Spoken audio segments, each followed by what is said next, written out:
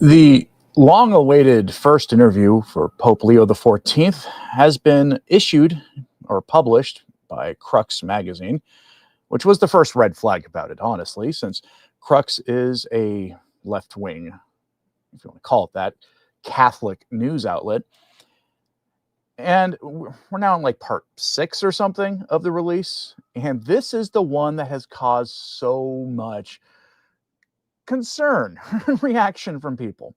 I'm just going to jump right into much of this concern because you see,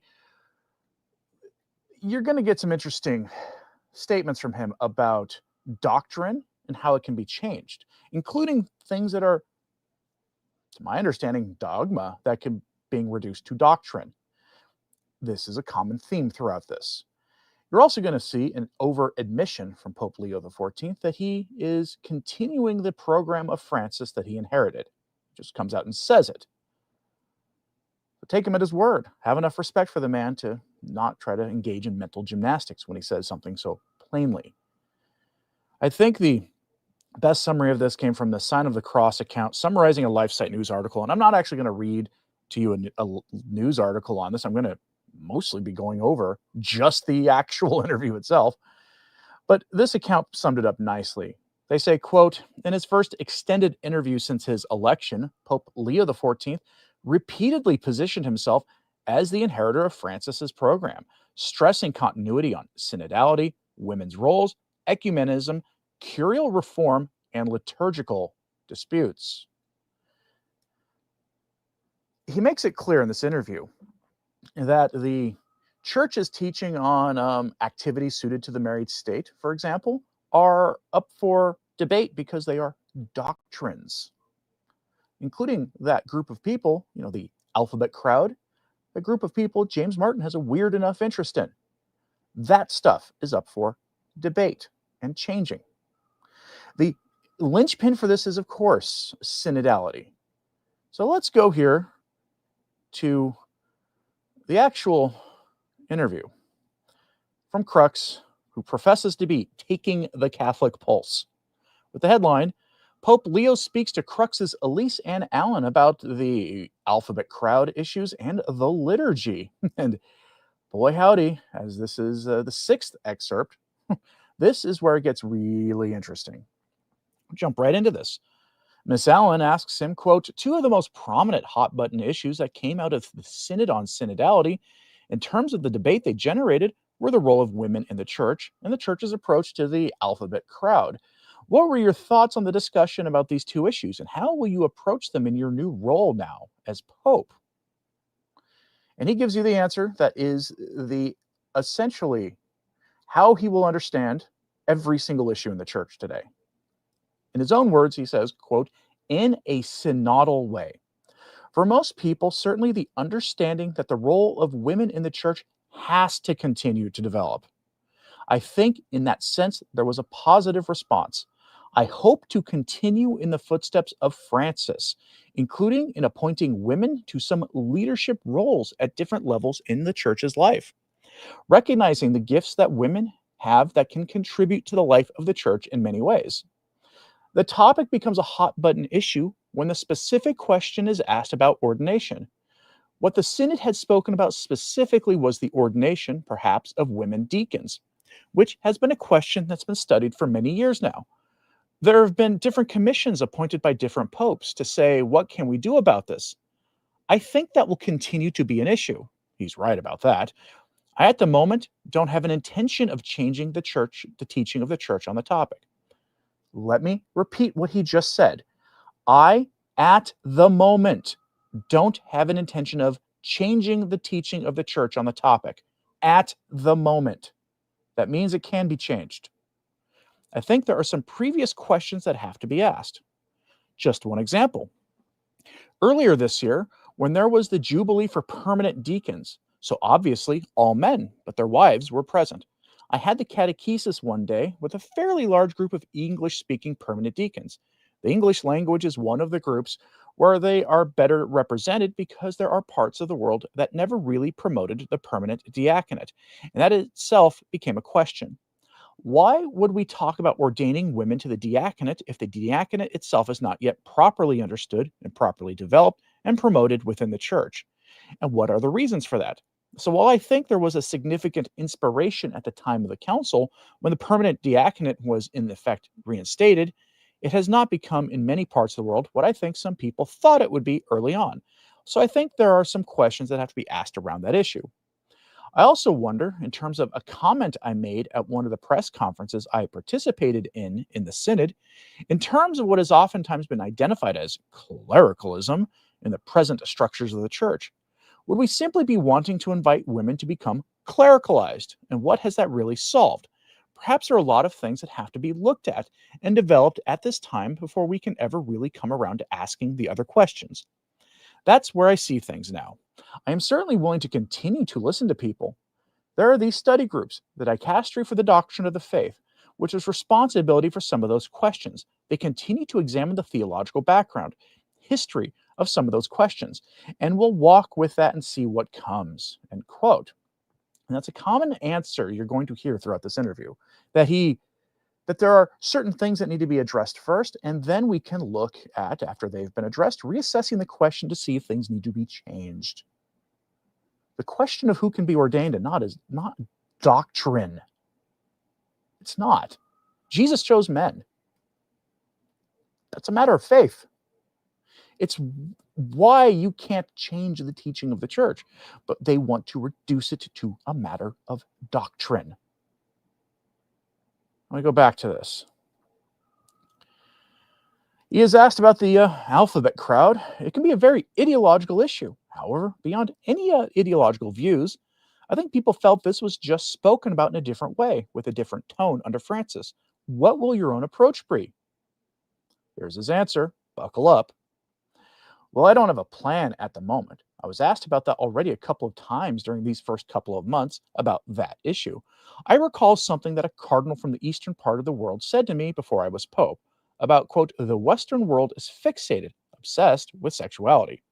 A person's identity, for some people, is all about that sort of identity part of the flesh. And for many people in other parts of the world, that's not a primary issue in terms of how we should deal with one another. That's also 100% true. I confess that's on the back of my mind because, as we've seen at the Synod, any issue dealing with the alphabet crowd questions is highly polarized within the church. For now, because of what I've already tried to demonstrate and live out in terms of my understanding of being Pope at this time in history, I'm trying not to continue to polarize or promote polarization in the church. What I'm trying to say is what Francis said very clearly when he said, todos, todos, todos. Everyone's invited in, but I don't invite a person in because they are of or are not of any special identity. I invite a person in because they are son or daughter of God. You're all welcome, and let's get to know one another and respect one another. At some point, when specific questions will come up, people want the church doctrine to change, want attitudes to change. I think we have to change attitudes, and now here we go, before we even think about changing what the church says about any given question.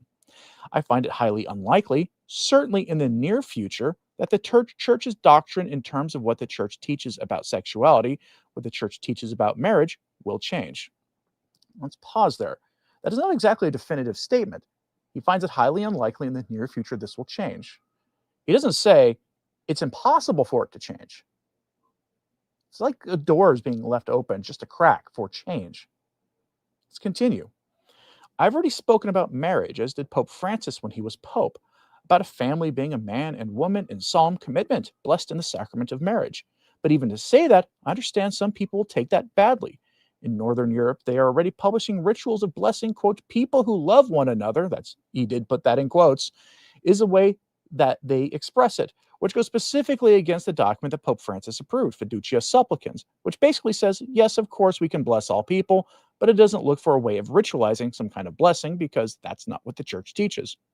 That doesn't mean those people are bad people, but I think it's very important, again, to understand how to accept others who are different than we are, how to accept people who make choices in their life, and to respect them. And we're going to pause here. Notice there's no talk of sin related to this question. Where is the talk of sin, of the immutable teachings of the church and sin, things that cry out to heaven, to God for justice. Where is that? That's what struck me when I was looking at this. I do understand that this is a very hot button topic and that some people will want to make demands to say, we want recognition of James Martin's parody of holy matrimony, for example, or we want recognition of people who are confused about the immutable reality of the flesh to say this is officially recognized and approved by the church. The individuals will be accepted and received. Any priest who has ever heard confessions will have heard confessions from all kinds of people with all kinds of issues, all kinds of states of life and choices that are made. I think that the church's teaching will continue as it is. I think that the church's teaching will continue as it is. And that's what I have to say about that for right now. I think it's very important. But again, not the most rock solid response. I think that the church's teaching will continue. Families need to be supported, what they call the traditional family. The family's father, mother, and children. I think that the role of the family in society, which has at times suffered in recent decades, once again has to be recognized and strengthened. I just wonder out loud if the question about polarization and how people treat one another doesn't also come from situations where people did not grow up in the context of a family where we learn. That's the first place you learn how to love one another, how to live with one another, how to tolerate one another, and how to form the bonds of communion. That's the family. If we take away that basic building block, it becomes very difficult to learn that in other ways. I think there are some very key elements that need to be looked at. I believe I'm who I am because I had a wonderful relationship with my father and my mother. I had a very happy married life for over 40 years. Even today, people's comment on this, even with my brothers, we're still very close, even though one is far on one end politically, we're in different places. In my experience, that has been an extremely important factor of who I am and how I'm able to be who I am right now. Interesting stuff so far, right? Well, I'm going to just show you, since he was talking here about, we'll get back to his interview in a second. I'm going to show you the first of the responses that I saw to this. And this comes from Deacon Nick Donnelly, who likened this to, that's not Deacon Nick. But Deacon Nick Donnelly did have something to say about this. He likened this to Francis's "Who am I to judge" moment. Deacon Nick said yesterday on X, Pope Leo XIV just had his "Who am I to judge" moment with the media. In 2013, Jorge Bergoglio declared, quote, "If a person is of the James Martin type and seeks God and has goodwill, who am I to judge?" In 2025, Pope Leo XIV declared about such couples, quote, "That doesn't mean those people are bad people, but I think it's very important to understand how to accept others who are different than we are, how to accept people who make choices in their life and to respect them," end quote. Now, it doesn't have the snappiness, bumper sticker nature of "Who am I to judge?" We've all actually seen those Pope Francis stickers. I'm sure you have. I have. William Dixon uses his free channel member super chat. If you're a member of any YouTube channel, on that channel, you get a once a month free super chat. Use it. If you don't know how to use the super chat feature, you'll see the little dollar sign there. If you click on it, it should give you the option for your free one. But he says, "We want to invite everyone to the church because we are all sinners that Jesus died for. We confess our sins and seek help to stop." And that's correct. That's exactly correct. I'm just noting here the lack of talk of sin. Very interesting when talking about letting people into the church. Now he's asked a question about the liturgy. Quote, "Another quick follow-up on the synod. In addition to the study groups that have already been established, you created 2 new ones, one for the liturgy and one for Episcopal conferences and ecclesial assemblies." We're going to skip the Episcopal conferences and bishop stuff. That might be an interesting thing to go over in the coming days, but for now, we're going to focus here on the liturgy question. But they ask him why. What do you think needs to be studied about these topics? Now,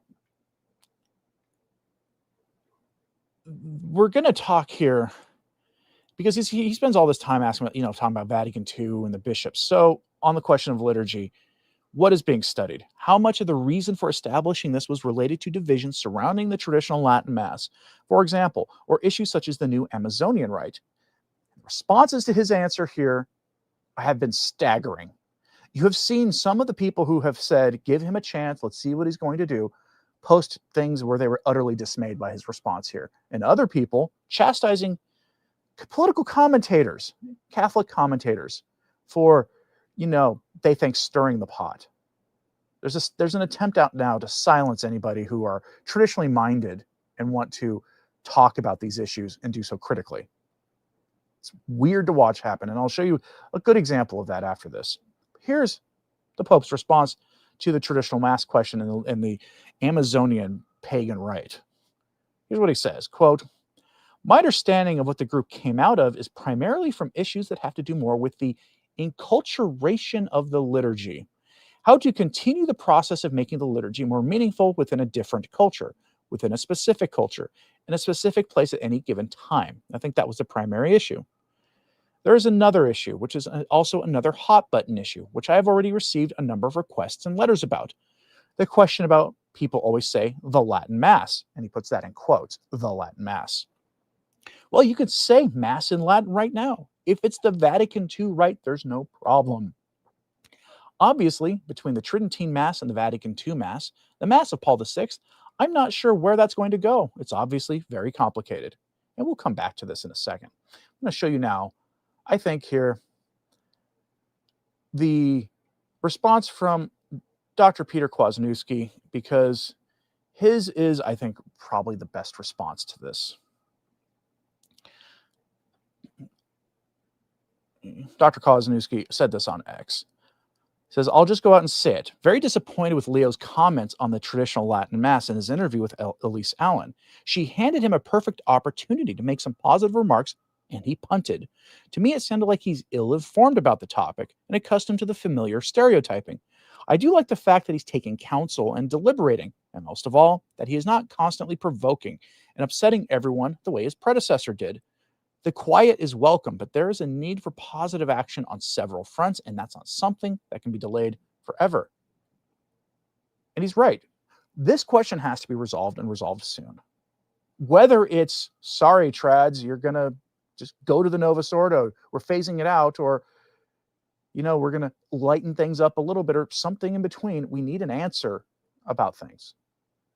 It has to come, because this has become such an issue of division in the church. Traditionis Custodes made the division worse, didn't heal it. He says, "I do know that part of that issue, unfortunately, has become, again, part of a process of polarization. People have used the liturgy as an excuse for advancing other topics. It's become a political tool, and that's very unfortunate. I think sometimes they say abuse of the liturgy from what we call the Vatican II Mass was not helpful for people who are looking for a deeper experience of prayer." Here he's talking about your clown masses and your priests making up their own consecration prayers and all sorts of other weird stuff you'd see at your typical parish mass.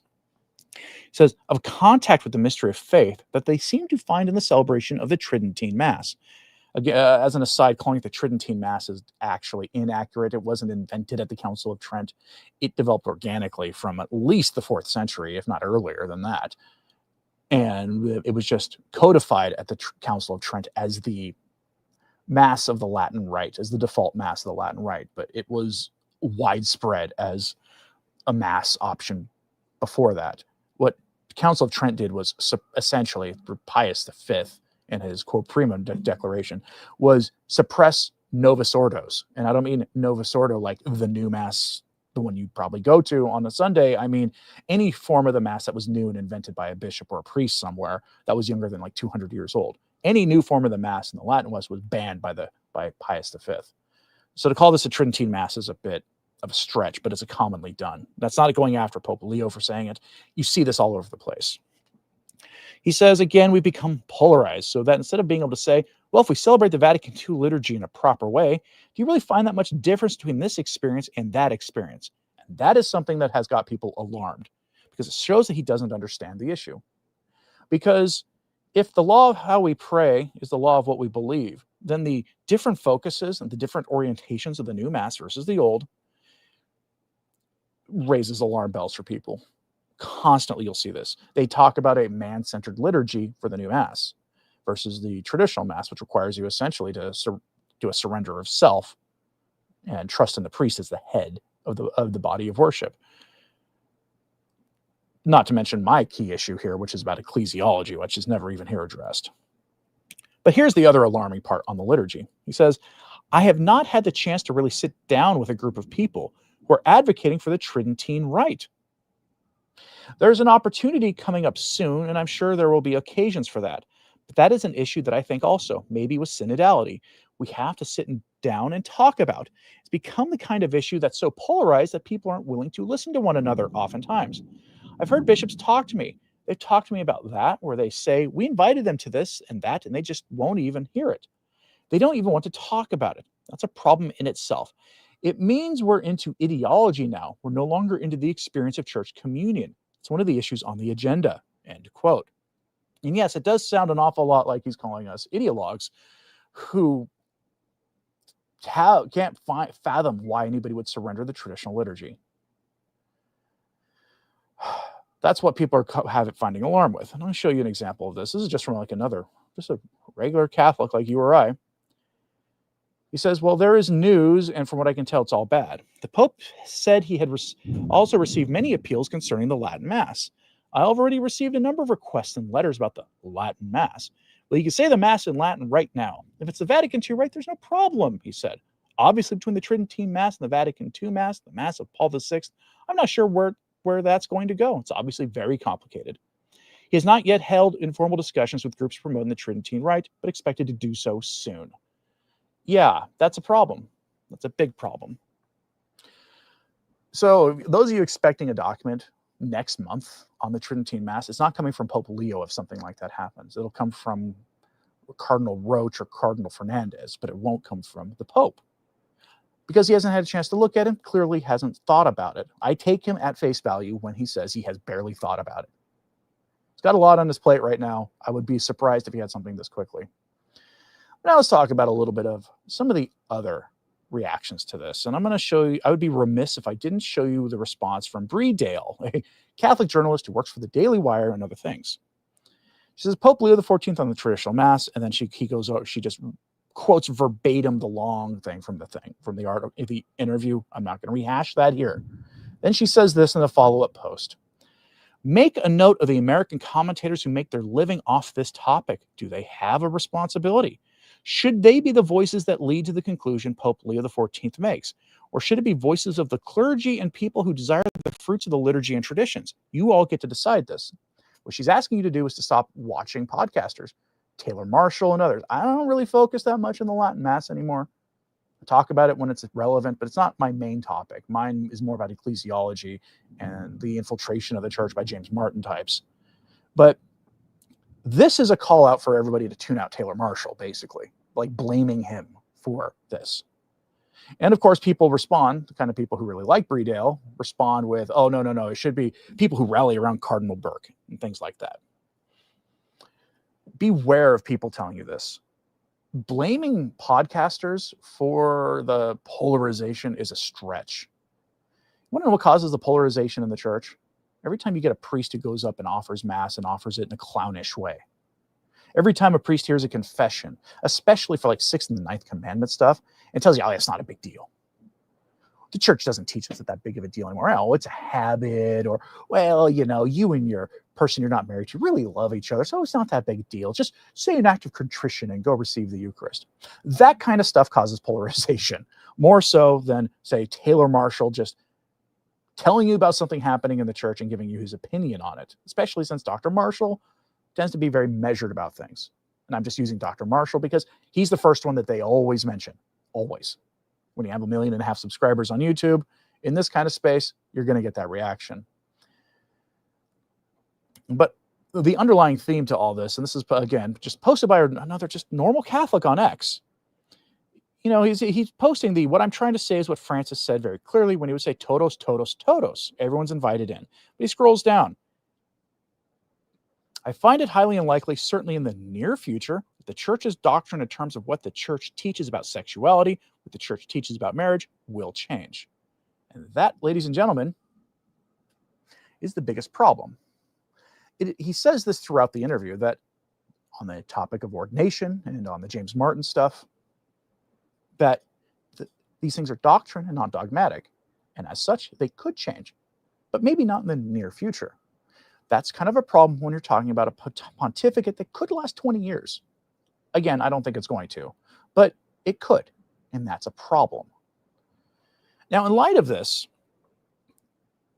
in light of the recent interview series by Crux with Pope Leo XIV, a Catholic organization that most of you have probably heard of, Tradition, Family, and Property, has issued an open letter to the Pope, asking him to do a couple of very key things, and it's to restore order on the teaching of Catholic morality.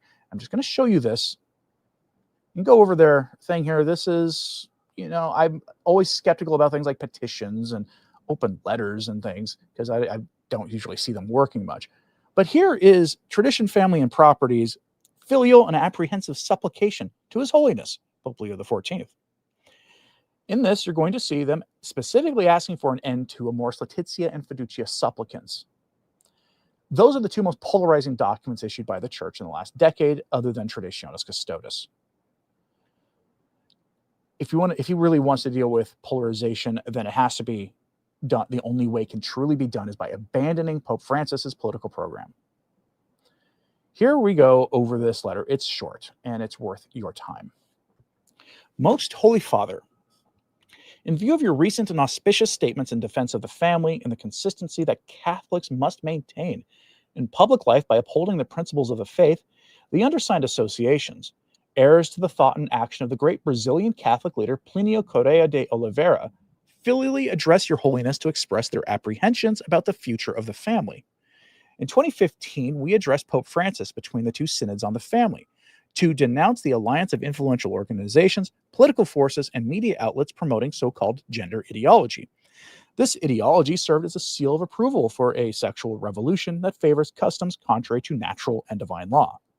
Even more seriously, we noted a widespread confusion among Catholics, quote, arising from the possibility that a breach had opened within the Church that would accept adultery by permitting divorced and then civilly remarried Catholics to receive Holy Communion, and would virtually accept even James Martin-type unions. As a result, we asked Pope Francis, quote, to clarify the growing confusion amongst the faithful and prevent, quote, the very teaching of Jesus Christ from being watered down. With the support of other entities in the coalition titled Supplica Filial al Papa Francesco sul futuro della familia, or the familial appeal to His Holiness Pope Francis on the future of the family, we collected 858,202 signatures. These were delivered to the Holy See on the morning of September 29th, 2015, almost exactly 10 years ago. Among the filial appeal signatories were 211 prelates, cardinals, archbishops, and bishops, a large number of priests and religious, and numerous renowned lay members of the faithful in the West and elsewhere. In his speech at the colloquium titled Catholic Church, Where Are You Going?, held in Rome on October 7th, 2018, Cardinal Walter Brandmuller mentioned our petition as one of the most evident manifestations of the consensus fide fidelium, exercising an immunizing role to preserve the Church from error. With great sorrow in our hearts, we must note that, far from responding to this just request from the flock, your predecessor in the chair of Peter further aggravated the situation. On the one hand, by abusively admitting civilly remarried divorcees to Eucharistic communion through Amoris Laetitia's footnote 351 and granting pontifical approval to its interpretation by the bishops of the Buenos Aires pastoral region, Argentina. On the other hand, through statements and gestures that legitimized James Martin's civil-type pairings, culminating in the pastoral blessings authorized in Fiducia Supplicans Declaration of December 18th, 2023, signed by the prefect of the Dicastery for the Doctrine of the Faith. Since then, the situation has continued to worsen, especially concerning the acceptance of James Martin-type relationships. There has been a proliferation of statements by high-ranking prelates calling for an updating of church teaching. This includes changing paragraphs in the Catechism of the Catholic Church that affirm that the James Martin inclination is a, quote, objectively disordered and that such acts are intrinsically disordered, and sacred scripture presents them as acts of grave depravity. Although employing a seemingly moderate language, some prelates and theologians are already demanding the discard of so-called moralist prejudices by historicizing situations, updating the Church's 2,000-year-old language and adapting it to the present times. This is the view, for example, of personages such as Most Reverend Francesco Savino, Vice President of the Italian Bishops' Conference, French Archbishop Hervé Godard, and Cardinal Jean-Claude Hollerich, Archbishop of Luxembourg. The latter has gone so far as to say that Catholic teaching on the James Martin stuff is incorrect, since its sociological and scientific basis is allegedly no longer valid. Likewise, Sister Janine Gramick and Father James Martin wish to remove the expression intrinsically disordered and propose alternative formulations tending to make admissible what is not and cannot be accepted. The German synodal path does the same by calling for a revision of the catechism to adapt it to human science, which is tantamount to saying that the modern world has more authority than God. Unfortunately, some go even further, calling not only for the changing to words, but to the very practice of the Church's moral teaching. For example, Cardinal Robert W. McElroy denies that such sins are grave, which paves the way for the legitimization and normalization of impurity. He also affirms that the radical inclusion of practicing James Martin types should be sacramental. In other words, that a lifestyle objectively contrary to the divine commandment would not constitute an obstacle to receiving absolution in the Holy Eucharist. After affirming that Catholic teaching is sound and good, Cardinal Timothy Radcliffe dilutes it by saying it must be understood with nuance. He indirectly reiterated what he said earlier in the Pilling Report, namely that such relationships could be understood in a Eucharistic key as an image of Christ's self-gift in Holy Communion.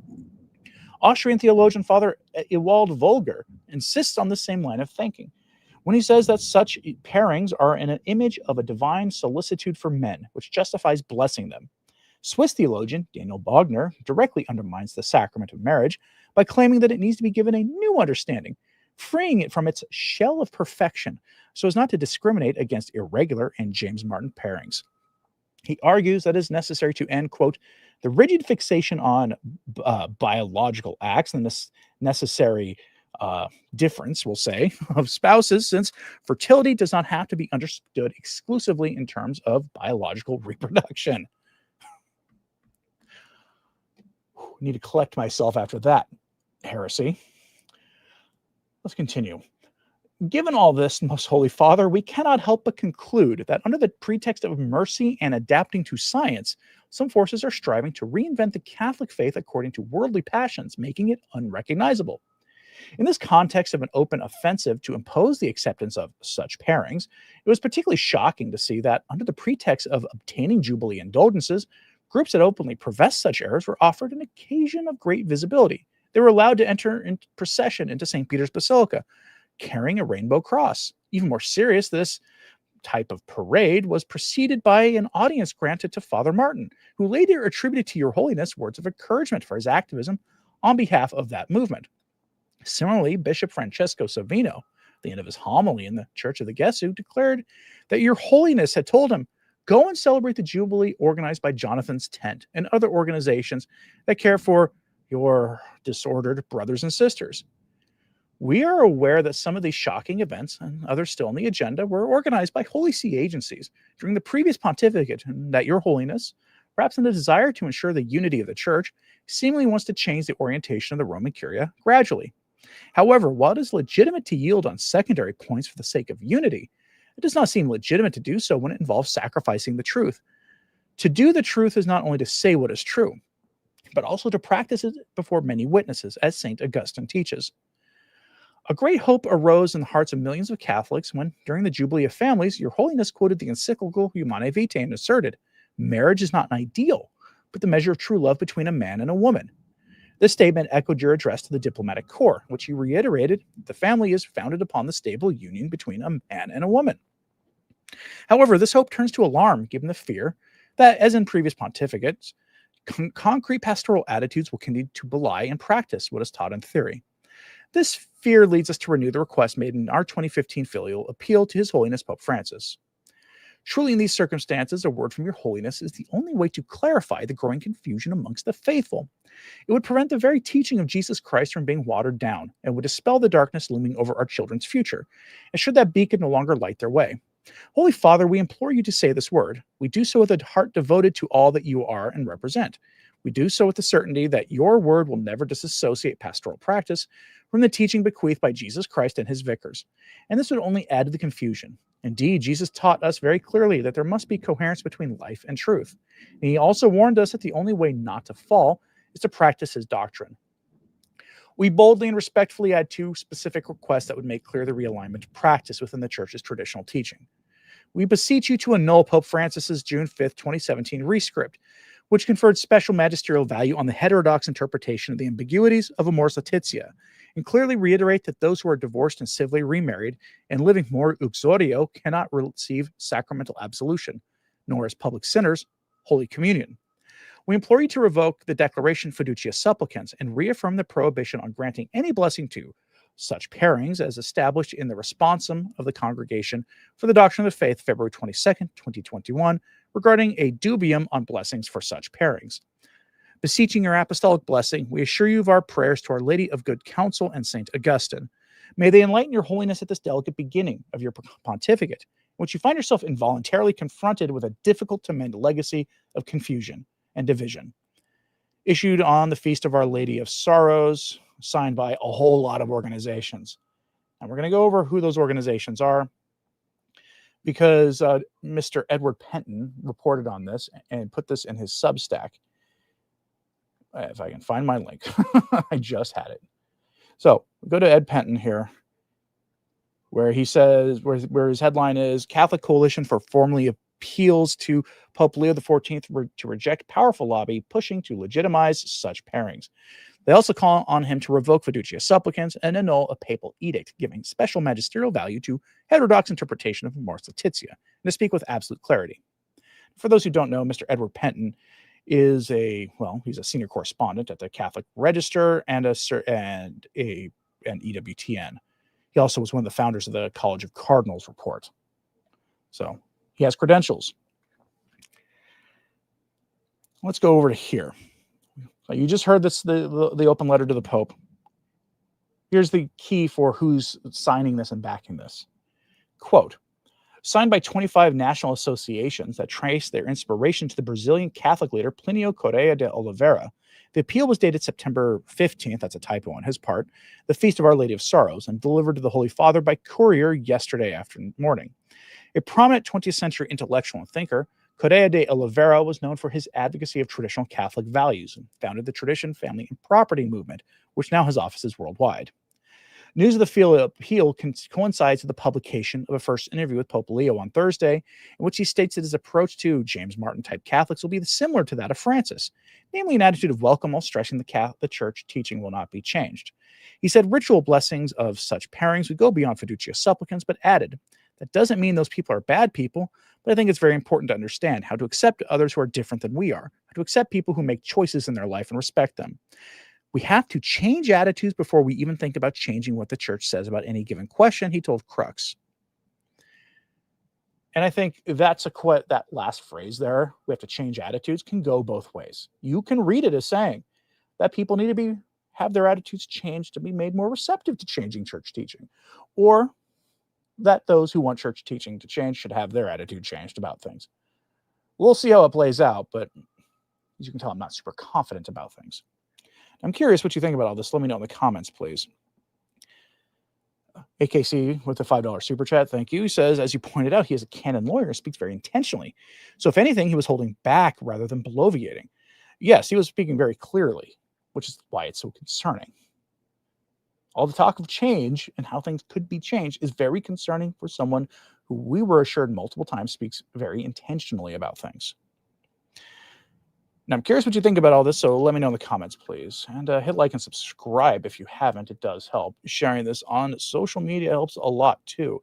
Please pray for Pope Leo. He's going to have to make some pretty serious decisions here pretty soon about things.